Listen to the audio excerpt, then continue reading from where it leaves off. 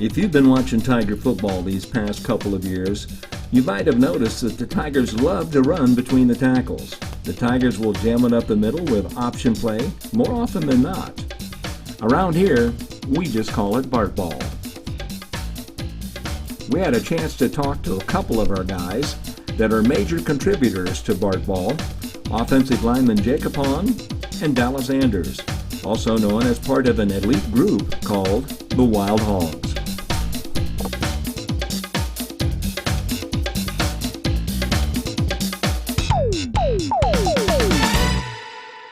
And welcome back, everybody. We're talking now to the senior offensive lineman, Jacob HAWN.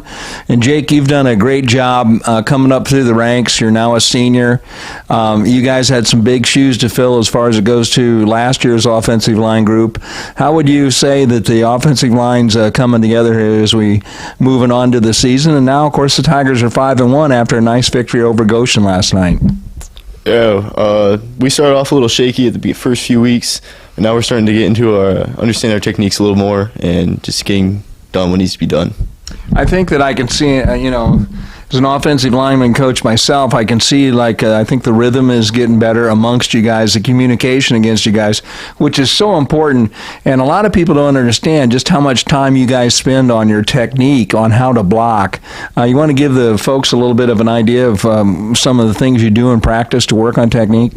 We do fire outs with pads where we load and hit the bags. We do. When they say load, what are you talking about? Just so they know. You load your elbows back and you come and strike. Right. And you do that. We do that at least once a day, and then we do scoop drills, which is one of our techniques that we do, and also veer releases, which is another technique that we do. Mm-hmm. And I think also. The repetition, it's a daily thing for you guys to do that. Seldom do you skip a day that you aren't doing that at least I know of. No, I don't think we've ever skipped it. Ever skipped the SOS? Yeah. No, yeah. We always do something like that. Well, I know. Even at the freshman level, we do that daily. And then, of course, this last week, and we've been trying to do a little bit more of this, where we bring the freshmen up and let them get into a group and go through the circuit so they can see you guys and see what you do. And I think that's so valuable for our freshmen because they're seeing the results of what the experience and what the technique can do for you as a lineman, because it is so important when you're going against some of the people that we go against. There's oftentimes, I feel like, WARSAW, we might be outmanned physically, but because of our technique and our skills that way, we overcompensate and definitely are able to block the opponent and open up holes for the running backs. Tell us some of your things about, as far as it goes to, first of all, when did you start playing football?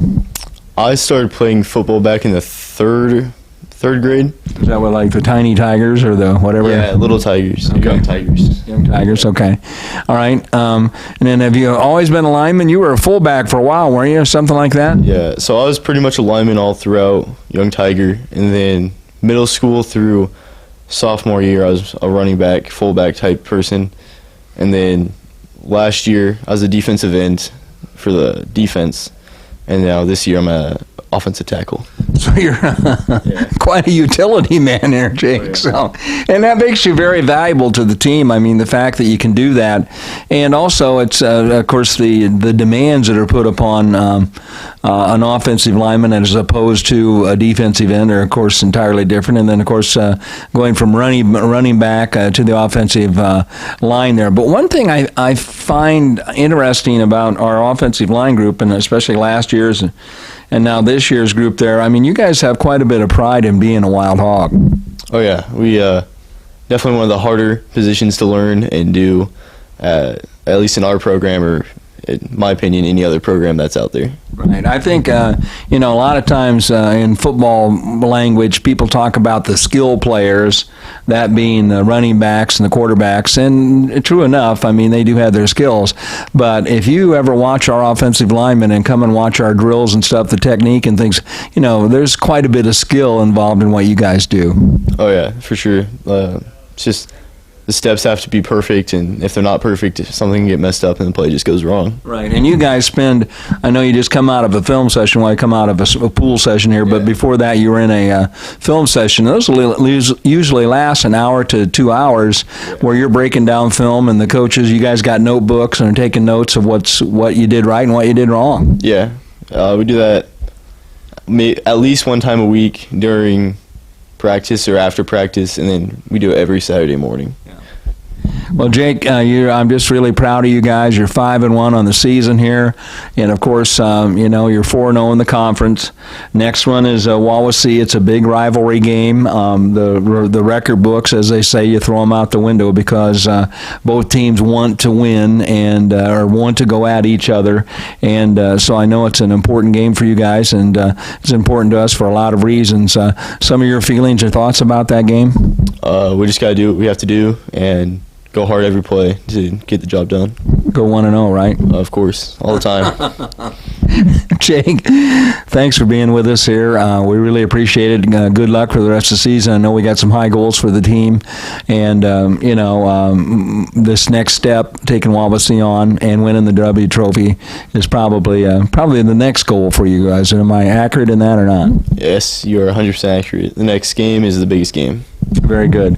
Thanks again, Jake. We'll be back with more of Tiger football. I'm going to talk to Dallas Anders, who is another offensive lineman, because the offensive linemen are kind of the unsung heroes.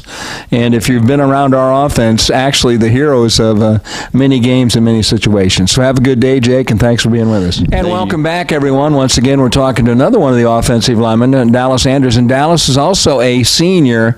And Dallas, I got to tell you, of course, I knew you as a freshman when you came into the program, into the high school program from the junior high program there, and I just got to say I'm really proud of you in how much you've grown and developed as an offensive lineman. It's just been really inspiring to me to watch you do what you've been doing. Thank you, Coach. I appreciate that.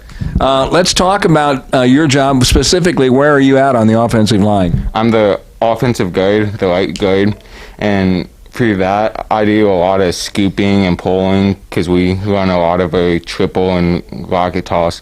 So I'm mainly a scooper, a puller, and going to find a linebacker mainly. Right, absolutely. Those linebackers are probably pretty tough characters now and then too, right? Yes, they are, especially when we played Northridge. Number one that they had was a big man. Yeah. Well, but the Tigers, you guys did quite, of course, going into that game, Northridge had not been scored upon at that point, and you guys took the ball and just marched right down the field and scored on them. That had to give you guys a kind of a feeling of a confidence about, well, we can handle this defense. Yeah, it was a big confidence booster for us because we were like, okay, we felt better when we beat Mishawaka, but then when we actually scored on Northridge, our hopes and everything got raised, and we were like, okay, we can win this conference and we can do good in the playoffs. Absolutely. So as far as it goes to, let's talk a little, and I talked a little bit to Jake about this. Your day of practice there, you guys, of course, start with a warm-up situation there, but then you usually go into what we call the SOS, which for the audience sake is the same old stuff. But at any rate, tell us a little bit about the SOS periods. During our SOS periods, we do a lot of our fire-out stuff, so that way we can work on loading our hands and then hitting the guy across from us. So that way, in an actual game situation, we're still loading our hands and then hitting powerful against an actual defensive player. And then we move into like our scoop drills with the scoop balls, and then we do V-release stuff and pull steps, and lately we've worked on our steps to correct them and make sure that we're 100% perfect on them. Right, and I think that's really a key thing here, and it's something that makes a difference from you guys as opposed to other teams. I think you guys spend so much time, valuable time, on your technique and how you go about scoop blocking, because there's a number of steps involved in that, and how you apply that in the game situations. Really kind of, definitely gives you guys an edge when it comes to blocking a defense. Yeah, it does. By doing 100 reps a week. We're perfecting that technique, and then technique just makes perfect for offense. Yeah, absolutely. And then, of course, when you guys get into, I don't know how much half-line type situations you do, but you get into the situation where, you might run, a fullback dive 20 times to the right and 20 times to the left, right? Yeah, we do half line almost every week, 1 to 2 times a week. We usually start on Monday with a half line, and it's a 75% walkthrough. And then Tuesday, Wednesday, it's full go, half line, 20 to 30 reps, and then get a break, and then we'll do what we call every side. So we'll switch sides, and then we'll run another 20 to 30 plays. So we're getting like 60 plays a day of the exact same play. Yeah, and from my standpoint, as far as it goes to see the results of that with you guys, is that, you get so confident. I mean, there's no question in you guys' mind when a play is called what your blocking assignment is. Am I right in that or not? Yeah, you're right, because since we're practicing so much and we're making sure that we know the plays very well, once we get into a game situation, there's no stopping. We're 100% full go. And even if we whiff on a block, we're just going to go find somebody else to hit and make sure that we cover somebody on the defense. Yeah, and I think that's something Coach Michael and Coach Jones, Coach Brady, emphasize the fact that you guys, I hear them use the term, go find work. That means get down the field and find someone to block. And if you watch you guys on film, 99% of the time, you guys are getting downfield looking for people to block. And if you don't, you're tagged with what they call a loaf. And that can lead to a little extra exercise maybe after a practice and that kind of thing. So do you feel like that really helps the team out? Yeah, it does, because at the beginning of the season, we had a lot of high lows, and our coaching staff was like, we got to stop this. So then during practice, they started pushing us to get moving, keep going, and we've lately seen our gloves decrease by a whole bunch. Absolutely. Well, Dallas, like I said, I'm very proud of you and proud of what you guys are doing there. You guys, last year's offensive group, line group, had their own little distinction that they carved out on their own, and now you guys are taking your turn and you're defining yourselves as a team to be dealt with. And obviously, this next game's a big one. It's against WARSAW. It's for the W Trophy, and of course, it's for it's an NLC game, so it's a battle. How do you feel about going into that game? I'm feeling pretty good about it. I know our coaching staff's going to go into film and break down the film this weekend and get us into the right plays and get us set for this week to get us that W trophy. Absolutely.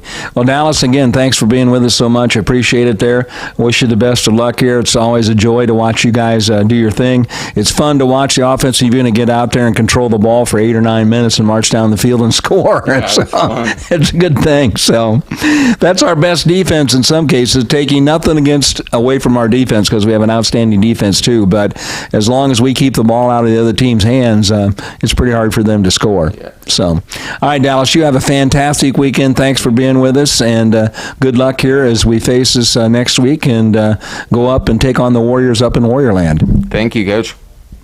We'll be back with more of the Bart Curtis Show, and we'll even have an interview with the head man himself, Coach Bart Curtis, right, the Bart Curtis Show. And as promised, here's the head coach of the Warsaw Tigers, Coach Bart Curtis.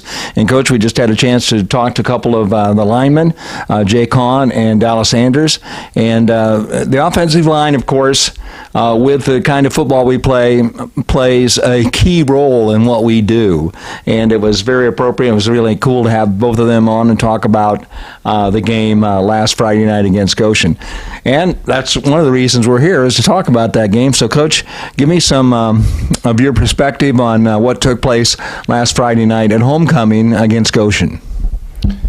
Thank you, Dave. It's great to be here again. And the weeks, the days drag and the weeks fly. Yeah. Played 6 games already. We're very blessed to have done that. There's several schools throughout the Midwest that haven't played any. Yeah. Some that have played just a few. And then you get and then we're fortunate enough, knock on wood, to be able to play and compete. And you can't take anything ever for granted. Any opportunity, any practice, any workout, any game, you just can't take it for granted. But it was nice to get 2 of the senior wild hogs on there.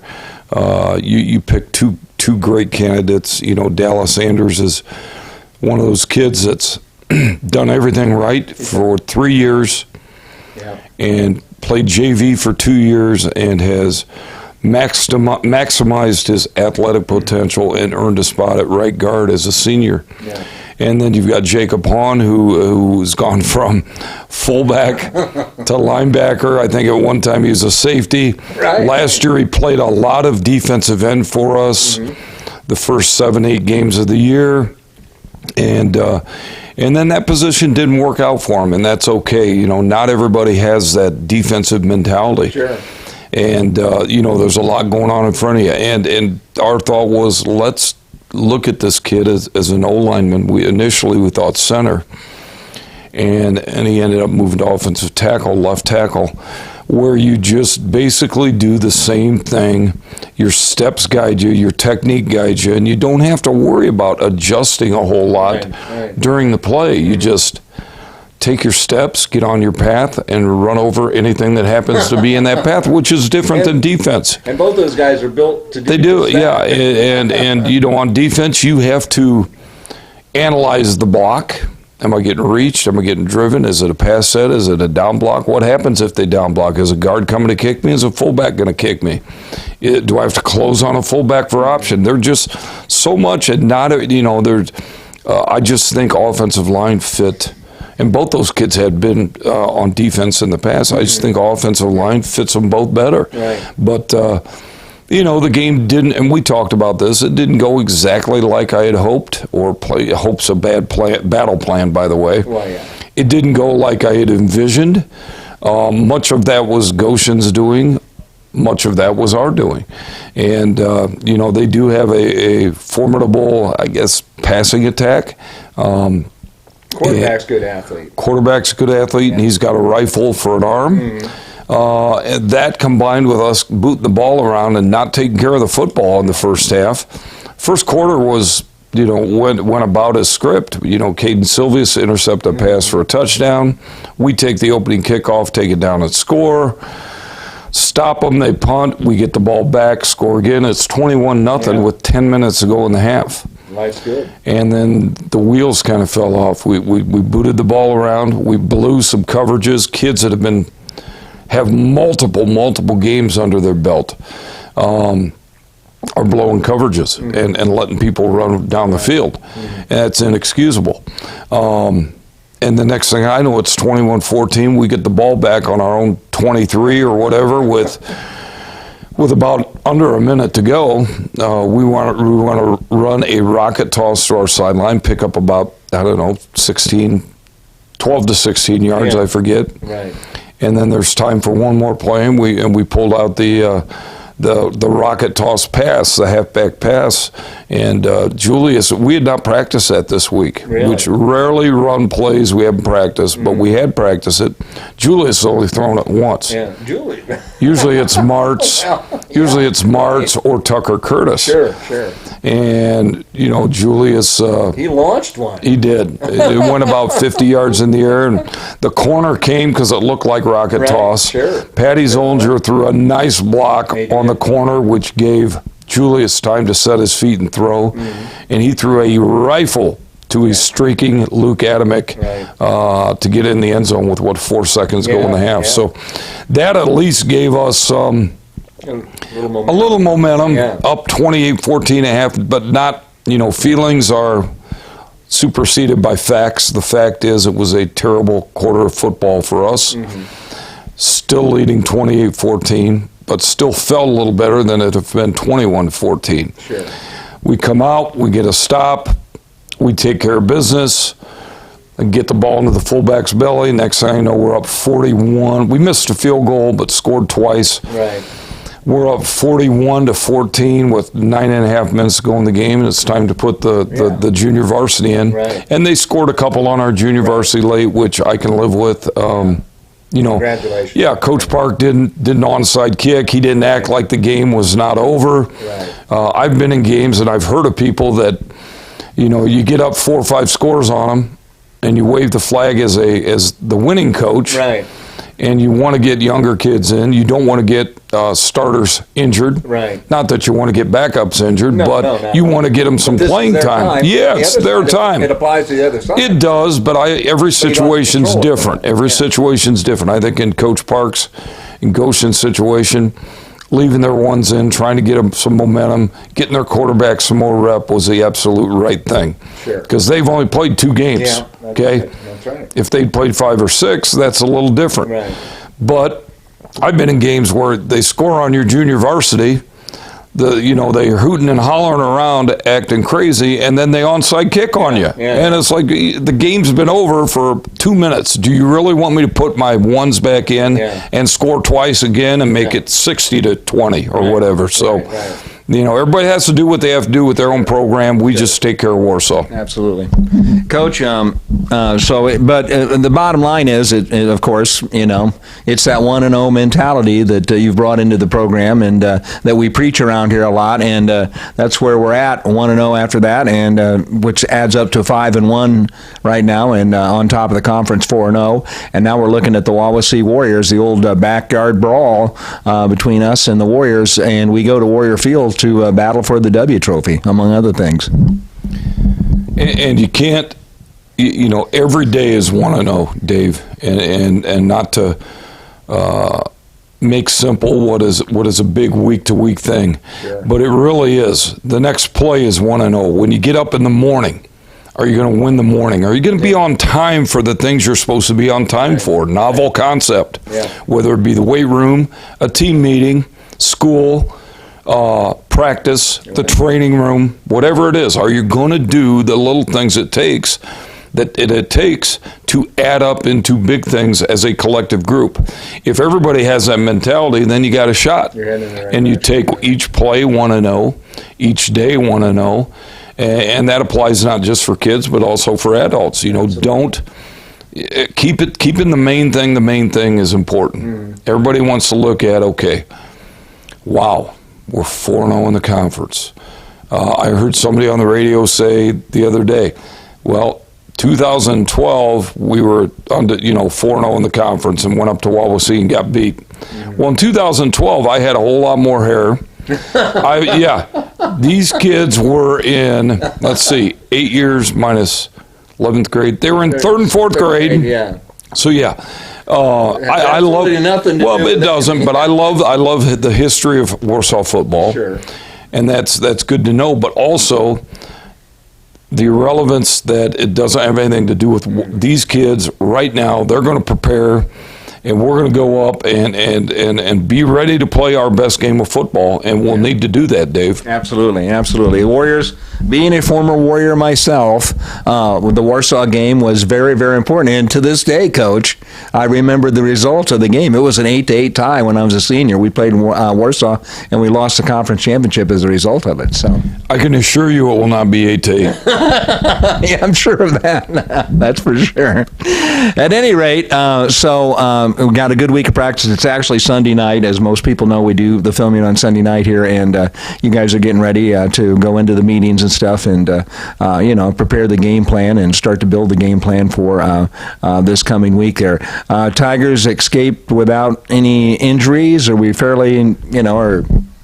Zach Ransbottom broke his finger. I'm not sure exactly where, but maybe in the knuckle. Hopefully it's not a floating bone injury where he might have to have a surgical procedure. Right. He sees a specialist tomorrow. So, he's had a rough outing. He hurt his knee in the inter squad scrimmage. Yeah.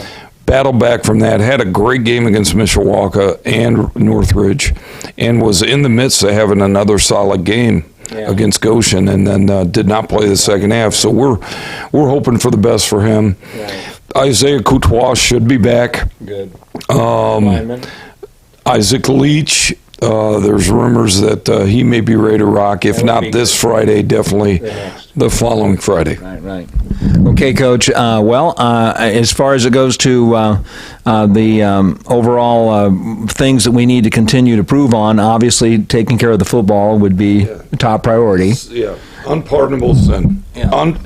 it is an unpardonable sin to carry that thing around like it is meaningless. And we're doing that now. And we didn't do that there for a while. So I don't know if these kids need to sleep with a football tucked into under their arms and their parents go in and check to make sure they've got 3 points of contact and the other arm over it, but we're not taking good care of the football, and that will get you beat quicker than anything else. Absolutely.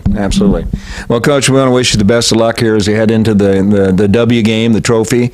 We do have the trophy in our possession at this time from last year, so we certainly are hoping that we can keep possession of it this coming year. So thanks for spending some time with us, Coach. I'm not sure where it is. I hope our athletic department knows where it's at. Right. Well, so it may be staying here regardless. Well, I'm sure that we'll track it down somewhere. But that trophy has a long history. I was around coaching, of course, when it first came into existence, and now, of course, still am here, and it's still in existence. And the Reed family that donated, and there's a big history to it between the two schools, and it's kind of cool. So.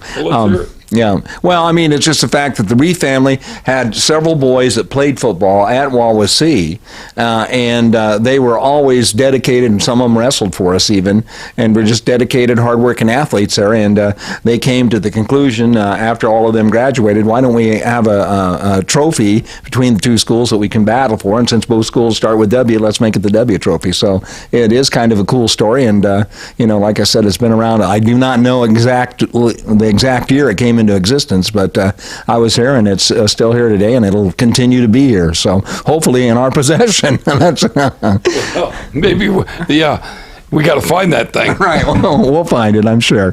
Coach, thanks for being with us. Best of luck, and congratulations on the win last week, and 1-0. Thank you, Dave, again.